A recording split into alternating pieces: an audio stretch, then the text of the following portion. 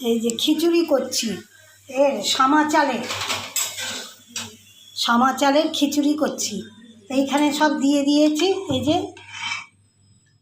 যে সামা চালের খিচুড়ি, চাল টাল সব দিয়ে দিয়েছি, এই যে সব দিয়ে দিয়েছে। এইটা বাড়তি হয়ে গেছে বলে, বেশি হয়ে গেছে বলে সামা চালটা ভিজিয়েছিলাম আর দিলাম না।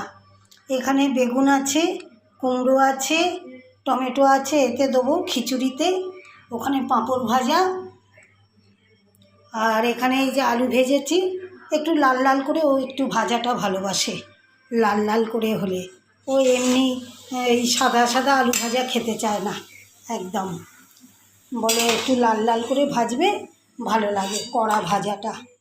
ও একদম সাদা সাদা ভাজলে ও খাবেই না আমার বর। এমন বেগুনটা ভাজি, এরপর ইচ্ছা ছিল একটুখানি কুমড়োর বড়া করব। বেসন আবার গুলতে হবে, চাল গুঁড়ি বেসন গুঁড়ি দিয়ে সব করতে হবে, আর ভালো লাগছে না রাত্রিবেলা। সেই জন্যে এইটা দিয়ে, ওইগুলো দিয়ে আমাদের খাওয়া হয়ে যাবে। ও যদি বলে ডিম ভাজতে, একটু ডিম ভেজে দিয়ে দেবো। আলু ভাজা আছে, বেগুন ভাজা আছে, পাঁপড় আছে, আর যদি বলে ডিম ভেজে দিতে তো ডিম ভেজে দেবো। আর আমি এটা করছি না, ও তো খায় একদম অল্প, অত করে কি হবে, ও খাবে না, কিছু না, পড়েই থাকবে। সেই জন্যে শুধু এখন বেগুনটা ভেজে নিই। ও বেগুন ভাজা ভীষণ ভালোবাসে খেতে আমার বর।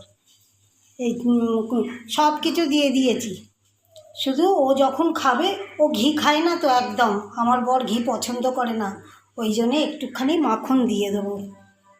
ও ঘিটা মোটে পছন্দ করে না খেতে, ওই জন্যে ঘি আর মাখন আনে, মাখনটাই ও খায়। আমি ঘি ভালোবাসি, আমি ঘি খাই। ও ঘি ভালোবাসে না, আমি ঘি মাখন দুটোই খাই। ও আবার ঘিটা পছন্দ করে না। যাই হোক, এটা সবই হয়ে গেছে। এই টমেটোগুলো এবারে দিয়ে দেবো এইতে। এই যে টমেটোগুলো দিয়ে এবার ফুটিয়ে নেব। সেদ্ধ হয়ে গেছে, সেদ্ধ করে নিয়েছি, এই সামা চালটা দিয়েছি, দিয়ে ফুটিয়ে নেব। হয়ে যাবে আজকে রাতের খাবার। রোজ রুটি পরোটা লুচি কার ভাল লাগে রাত্রে এই গরমের মধ্যে খেতে?